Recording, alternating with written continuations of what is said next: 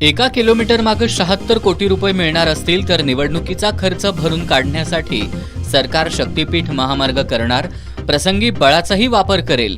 राजू शेट्टींचा सरकारवर गंभीर आरोप.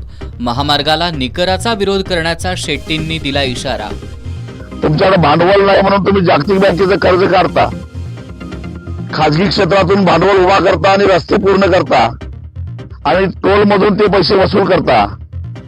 मग त्या टोल मध्ये शेतकऱ्याची जमीन हेच भांडवल समजून शेतकऱ्यांचा हिस्सा का ठेवला जात नाही, हा माझा सवाल. कर्नाटक सरकारचा बंदी आदेश धुडकावून कोल्हापूर ते बेळगाव भगवी रॅली काढणार. ठाकरे गटाचे उपनेते संजय पवार यांचा इशारा. पेठवडगावमध्ये 2 ठिकाणी घरफोडी, 18 ते 20 लाखांचा मुद्देमाल केला लंपास. मराठा समाज हा कुणबी असल्यानं या समाजाला आरक्षण देणं क्रमप्राप्त आहे. ज्येष्ठ साहित्यिक पानिपतकार विश्वास पाटील यांचं मत.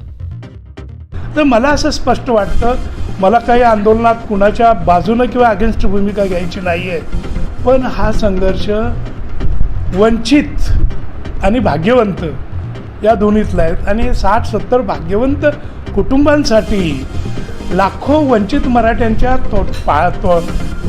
ताटातली भाकरी हिसकावली जाते. आणि राधानगरी तालुक्यातील चांदेकरवाडी इथले जवान संदीप भिकाजी खोत यांचं कर्तव्य बजावत असताना हृदयविकाराच्या धक्क्यानं निधन. उद्या शासकीय इतमामात होणार अंत्यसंस्कार.